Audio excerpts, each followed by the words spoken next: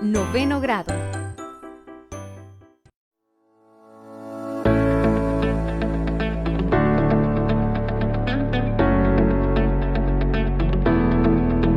Compuestos orgánicos, parte 1. Hola estimados estudiantes, bienvenidos nuevamente a este espacio, a donde aprenderás acerca de un interesante tema, y son los compuestos orgánicos. Imagínate, pero en esta ocasión únicamente abordaremos la primera parte de estas interesantes biomoléculas. El ser humano efectúa muchas actividades durante el día. Sin embargo, requiere de cierta energía y de la realización de determinadas funciones para poder activar su organismo. Existen compuestos, por ejemplo, las frutas, las verduras, las raíces y ciertos materiales de la naturaleza, de los cuales nos proporcionan dicha energía. Sin embargo, estos compuestos ayudan a crear nuevas sustancias, para los cuales son utilizadas para efectuar herramientas, las cuales son utilizadas para las actividades laborales, domésticas y de recreación, lo cual veremos a continuación. Los compuestos que te he mencionado son los compuestos orgánicos, que son aquellas moléculas que tienen como átomo central al carbono y que están unidas formando cadenas sucesivas. Los compuestos orgánicos se dividen en dos grandes grupos: los compuestos que se encuentran en la naturaleza y son denominados compuestos orgánicos naturales, y aquellos que no se encuentran en la naturaleza y son nombrados como compuestos orgánicos artificiales. Por lo tanto, en esta sección vamos a abordar a dos biomoléculas muy importantes, aquellos compuestos orgánicos naturales que son los carbohidratos y los lípidos. Puede ser que te resulten conocidos y tienes mucha razón, debido a que la química orgánica ha ido evolucionando a través de la historia, y lo veremos enseguida. El origen en la utilización de compuestos orgánicos data desde muchísimos años atrás.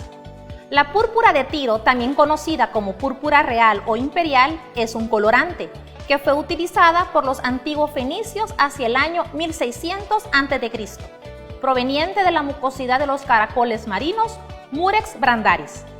Mientras que en el antiguo Egipto se utilizaba las sustancias químicas, el índico y la alizarina para teñir telas. Además, en el antiguo Egipto se tiene registrada la fermentación de las uvas. La mitología griega menciona a Dionisio o Baco, el dios del vino, como su inventor en el Mediterráneo. En la Biblia se documenta la fermentación de las uvas para producir alcohol etílico, así como las cualidades ácidas del vino agrio. Estos orígenes permitieron formalizar su importancia a partir de 1807, cuando Johannes Jacob Berzelius acuñó el término de química orgánica para el estudio de compuestos procedentes de fuentes naturales. Y en 1828, Friedrich Wöhler efectuó la primera síntesis orgánica, obteniendo urea a partir del cianato de amonio, el cual marcó un hito en la historia de la química orgánica, que se produjo desde 1850. A partir de ese momento, se llevaron a cabo otras muchas síntesis en los laboratorios de sustancias orgánicas conocidas, y hacia mediados del siglo XIX, el peso de la evidencia era tal que quedó totalmente desechada la teoría vitalista. Bien, hemos visto cómo fue evolucionando la química orgánica, así que haremos un par de experimentos para comprender a los compuestos químicos orgánicos y cómo los seres vivos sintetizan los compuestos orgánicos para sus funciones biológicas. Abordaremos un par de biomoléculas interesantes: carbohidratos y lípidos. Antes de comenzar, debemos recordar que las fuentes de obtención de los compuestos orgánicos son muy variadas. En el caso de los carbohidratos y los líquidos, no todos los materiales que nos ofrece la naturaleza están compuestos de ellos. Por ejemplo, en el caso de los carbohidratos, son aquellas biomoléculas que se encuentran prácticamente en la mayoría de los alimentos que consumimos, como la leche, la papa, la verdura, las frutas e inclusive hasta en la corteza de muchos árboles. Sin embargo, en los lípidos son una fuente de obtención natural muy reducida, pero las podemos encontrar en las semillas, en los productos de origen animal y en ciertos vegetales. Los carbohidratos más comunes de nuestra dieta son los azúcares y los almidones. Por ello, efectuaremos un experimento para determinar cuáles alimentos contienen almidón. Los materiales que vamos a necesitar es una hoja de papel, por favor, ten en cuenta que tiene que ser de color blanco para que puedan observarse muy bien los resultados. Una regla, un lápiz, un gotero ya sea de vidrio o de plástico con el cual utilizaremos una cierta cantidad de yodo y diferentes muestras que tengas en tu casa. En mi caso yo tengo muestra de azúcar, pan no integral, dos tipos diferentes de embutidos, jamón y salchichas, tengo papa cocida, papa cruda y trozos de pera. Primero efectuaremos las divisiones en nuestra hoja de papel. Las divisiones van a estar determinadas por la cantidad de muestras que tú utilizarás en tu experimento. Una vez listo, colocaremos en cada recuadro de la hoja de papel pequeñas cantidades de muestra. Tengo jamón, papa previamente cocida, papa cruda, trozos de salchicha cruda,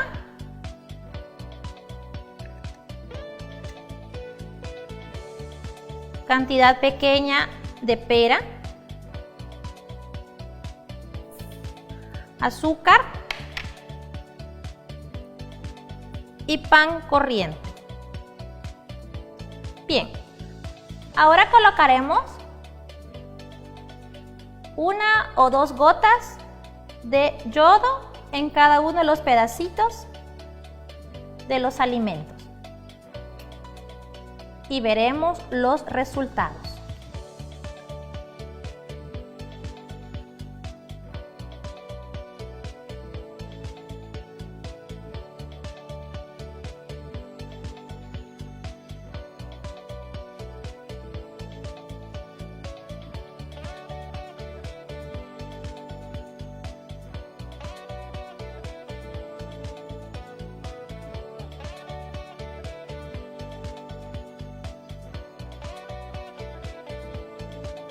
¿Cuáles resultados lograste evidenciar? ¿Existió un cambio de color en ciertos alimentos o no? Bueno, el yodo es de color café, entonces el cambio de color que tendrías que haber evidenciado es un azul oscuro a casi negro. Esto quiere decir de que el yodo reacciona con el almidón, debido a que forma cadenas de poliyoduros. En los laboratorios nosotros utilizamos el Lugol. El Lugol es un reactivo de una solución de yodo con yoduro de sodio. En este caso, nosotros como no tenemos esos materiales, utilizamos un frasco de tintura de yodo o puedes utilizar también alcohol yodado. Bien, verás que los alimentos que cambiaron de color fueron el pan, las papas, ya sea cocida y cruda, los embutidos. ¿Puedes adivinar cuál fue el que no cambió de color? El carbohidrato más simple es el monosacárido, ya que al hidrolizarla no puede descomponerse en otro carbohidrato. Por ejemplo, la glucosa, la galactosa y la fructosa. En cambio, un disacárido es una sustancia que al hidrolizarla logra dividirse en dos monosacáridos, que pueden ser iguales o diferentes. Aquí tendríamos a la sacarosa, mejor conocida como el azúcar de mesa, que es un disacárido, porque produce una molécula de glucosa y una de fructosa presente en muchas frutas. Y los oligosacáridos, que generan de 3 a 10 monosacáridos durante su hidrólisis. Entonces, si existen carbohidratos simples, ¿cuáles son los complejos? Bueno, son los polisacáridos, que poseen más de 10 unidades de monosacáridos, tal como la celulosa, el glucógeno y el almidón. Por tal razón, los carbohidratos complejos se les denominan alimentos ricos en almidón, ubicándose entre ellos a las legumbres, verduras, pan, cereales, embutidos y ciertas carnes. Como lo habíamos mencionado, estudiaremos otro tipo de biomolécula, siendo los lípidos, cuya característica más representativa, pero no la única ni tampoco la más importante, es la insolubilidad. Recordemos de que los lípidos son insolubles en compuestos polares, por lo tanto, son solubles obviamente en solventes no polares. Además, los lípidos son los constituyentes principales de las células y son consideradas como almacenadoras, ya que es una reserva importante de energía. Ahora bien, vamos a efectuar un experimento en el cual nos vamos a basar en la solubilidad de los lípidos a partir de solventes polares y no polares, como veremos a continuación. Los materiales que vamos a necesitar son una hoja de papel bond, 2 recipientes de vidrio, uno conteniendo alcohol y el otro conteniendo agua, una pequeña cantidad de aceite, 2 agitadores plásticos y semillas. En este caso utilizaré semillas de almendra, de maní y de marañón. Procederemos con la primera parte de nuestro experimento. Este es mi recipiente conteniendo alcohol y este es mi recipiente con agua. Entonces verteré una pequeña muestra de aceite en cada uno de los recipientes. Procederé a agitarlos, tratando de que se disuelva el aceite completamente en cada uno de los recipientes.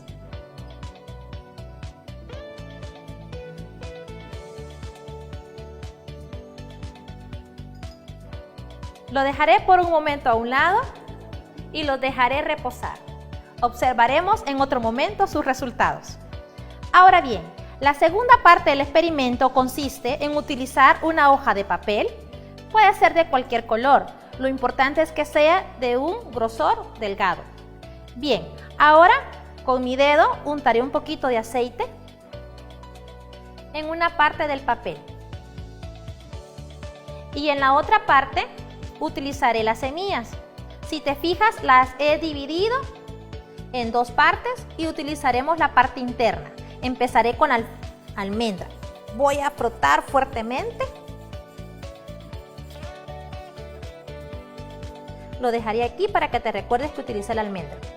Luego utilizaré la semilla de marañón y procedo a frotar nuevamente. La dejaré aquí a un lado. Y por último utilizaré el maní.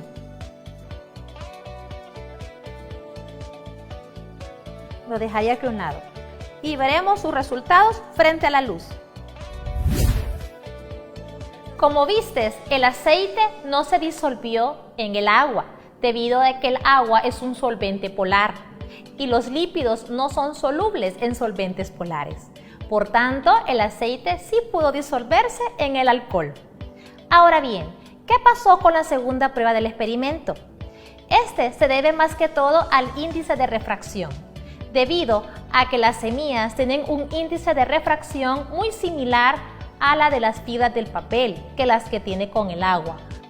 Por lo tanto, la luz no se dispersará tanto y el papel se volverá más transparente. Existen subcategorías de los lípidos. Sin embargo, partiremos de los lípidos saponificables y no saponificables, es decir, aquellos que pueden o no sufrir hidrólisis en presencia de una base. Los lípidos saponificables se clasifican en simples y compuestos. Los lípidos simples son las sustancias que solo tienen carbono, hidrógeno y oxígeno, clasificándose en ceras y triglicéridos. Las ceras son mezclas de ésteres formados por ácidos grasos y alcoholes. Se hallan en vegetales y animales formando capas protectoras, por ejemplo, en las hojas de muchas plantas, plumas, piel y pelo. Las grasas animales y aceites vegetales están conformadas por mezclas de triésteres de ácidos grasos de cadena larga y glicerina, conocidas como triacilglicéridos o triglicéridos. Los lípidos complejos poseen en su estructura carbono, hidrógeno, oxígeno, nitrógeno, fósforo y azufre, siendo los fosfolípidos. Estos son ésteres del ácido fosfórico.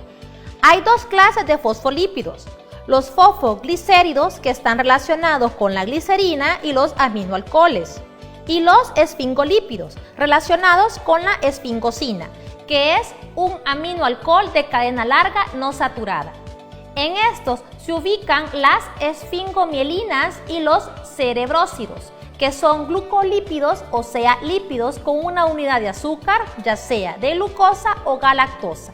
Los lípidos no saponificables se clasifican en esteroides, prostaglandinas y terpenoides. Los esteroides son lípidos presentes en las plantas y animales. Entre los principales compuestos están el colesterol y el glucocorticoides. También están los anabólicos y hormonas sexuales. Las prostaglandinas se encuentran en cantidades pequeñas en tejidos y fluidos corporales, entre ellos los fluidos menstruales y seminales. Y los terpenoides son típicos constituyentes de los aceites esenciales de las plantas, pero también se encuentran en especies animales, donde desempeñan un papel fisiológico importante. Los lípidos saponificables se caracterizan por su presencia de ácidos grasos en su estructura, mientras que los no saponificables se caracterizan por la ausencia de ellos. Los ácidos grasos son ácidos carboxílicos de cadena larga que se hallan normalmente formando parte de otros lípidos, según la cadena carbonada. Los ácidos grasos pueden ser saturados o insaturados. Si la cadena hidrocarbonada del ácido graso presenta enlaces simples, entonces se dice que es saturada. Pero si presenta enlaces dobles en la cadena hidrocarbonada, decimos que es insaturada.